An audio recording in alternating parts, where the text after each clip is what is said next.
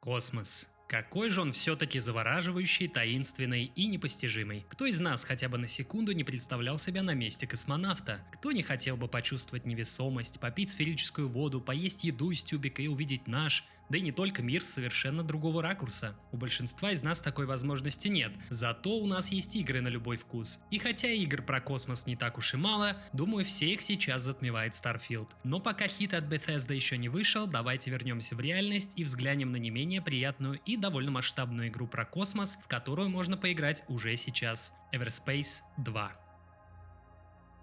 Вообще-то эта игра не то чтобы новая, релиз на ПК состоялся 6 апреля 2023 года, а если считать и период раннего доступа, то игре уже пара лет. И все же это новинка, пусть только и для консольных игроков. Поэтому если вы, так же как и я, владеете консолью, то сегодняшний обзор для вас.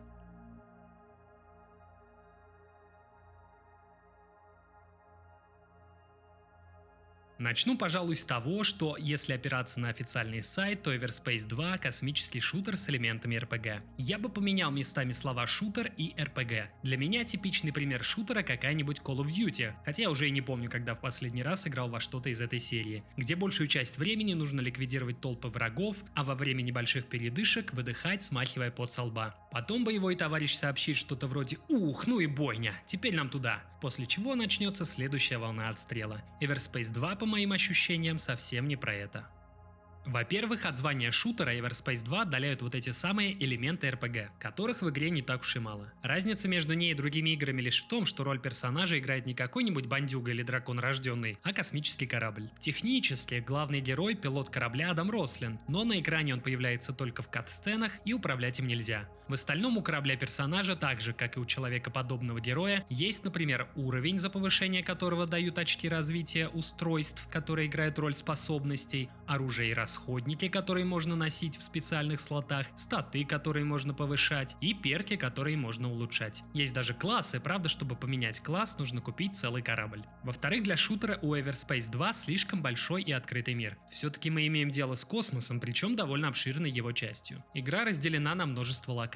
Это планеты, их орбиты и поверхности, а также разные космические базы и аванпосты. В каждой локации есть какая-нибудь побочная активность, будь то поиск скрытых контейнеров с предметами или простая добыча ресурсов. Шутеры все-таки более линейные, зачастую там нужно просто добраться из точки А в точку Б, застрелив по пути пачку неприятелей.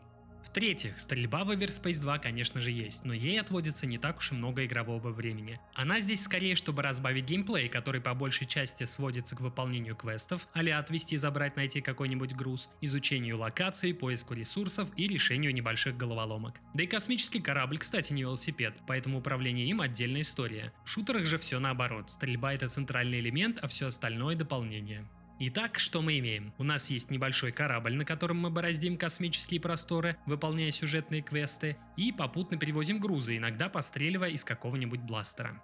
В целом, на этом все. Хотя я провел в игре не так уж и много времени, чуть больше 8 часов. С другой стороны, я не думаю, что дальше игра кардинально меняется, потому что по ощущениям все возможные туториалы мне показали, а значит ничего нового уже не будет. Понимаю, может показаться, будто игра до невозможности скучная. Особенно если учесть, что только сюжетная кампания рассчитана на 30 часов. В реальности, думаю, эта цифра больше. Вначале я пытался выполнять только главные квесты и не обращать внимания на побочные, но в итоге я дошел до момента, когда в одной из миссий я просто не мог бороться с противником из-за разницы уровней. Поэтому побочные задания на деле вполне себе обязательные. Если смотреть на Everspace 2 через призму шутера, то игра и правда кажется скучноватой. Но если взглянуть с другого угла, вспомним, к примеру, Death Stranding, который как шутер беспросветная тоска. А вот как игра, в которой можно просто расслабиться и часами заниматься простыми делами, вроде перевозок или строительства, необъяснимая радость. Everspace 2 вызывает примерно такие же эмоции. Здесь можно спокойно провести с десяток минут, добывая ресурсы, а можно решать головоломки вроде нахождения замаскированных контейнеров, которые издают звуки при приближении к ним. Если учесть все это, то цифра в 90-100 часов на полное прохождение всей игры не выглядит устрашающей. Меня, например, заинтересовала торговля. В Everspace 2 есть категория предметов, которые нужны только для нее. Это может быть рамен, почему-то основная пища в местном космосе, алкоголь, горнодобывающее оборудование и так далее. Каждый предмет ценится в отдельных системах по-разному, это указано на специальном индикаторе спроса. Простая экономика. Чем выше спрос, тем ниже цена, и наоборот. Хотя я и открыл всего 2 звездные системы из 7 видимых на карте, но я уже просматривал каждый посещаемый мной магазин и искал, чего бы такого купить подешевле, чтобы потом продать подороже. И Меня совершенно не волновало, что путешествие из одной системы в другую может спокойно занять минуту или две. Да, действительно, перемещения между локациями здесь не мгновенные. Чтобы переместиться, скажем, с одной планеты на орбиту другой, нужно включить гипердвигатель и ждать, пока корабль преодолевает расстояние в несколько десятков, а то и сотен световых секунд. Вообще, разработчики говорят о том, что в игре есть быстрое перемещение, но я, наверное, не успел его встретить. Хотя, если честно, меня не сильно расстраивал и обычный способ перемещения, потому что я спокойно мог откинуться в кресле, слушать ненавязчивую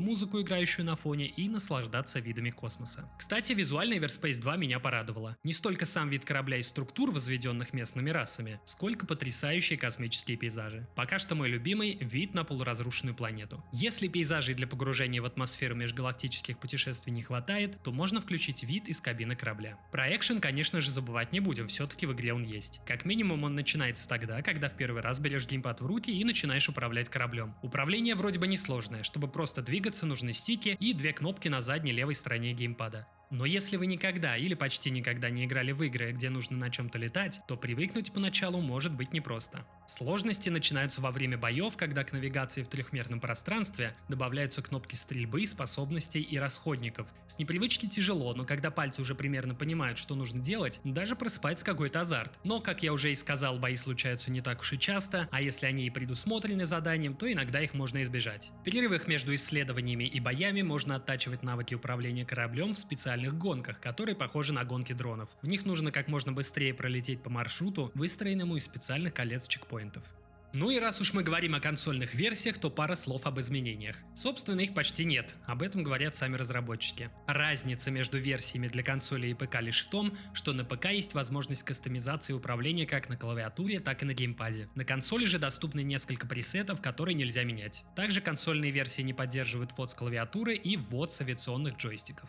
В версии для PlayStation 5 должна быть поддержка возможностей DualSense, вроде отдачи от оружия и ускорения, но если честно, я ничего из этого не заметил. Не припомню даже, чтобы геймпад хотя бы просто вибрировал. И если настройки вибрации хотя бы можно было подкрутить, то никаких настроек для отдачи и адаптивных триггеров я не увидел. Из плюсов игры на консоли — быстрые загрузки. При перемещении локации постоянно подгружаются, и если бы загрузки длились больше пары секунд, то я, наверное, сошел бы с ума. Everspace 2 — отличная игра, если вы любите неторопливо играть по вечерам. Здесь в вашем распоряжении есть несколько звездных систем с достаточно объемными локациями, где можно добывать ресурсы, решать небольшие головоломки и, в конце концов, просто заниматься исследованием местности. Любителям сурового и бесперебойного экшена игра может показаться скучноватой. Вышеперечисленные активности, по ощущениям, занимают намного больше времени, чем перестрелки с противниками. Если вы так же, как и я, ждете Starfield и думаете, что будете готовы провести там сотню-другую часов, то Everspace 2 неплохая тренировка. Уже сейчас у вас есть возможность ощутить особенности перемещения между несколькими звездными системами и привыкнуть к управлению космическим кораблем. А если вдруг игра Bethesda окажется провальной, то я точно знаю, какую игру про космос можно будет с уверенностью установить и запустить.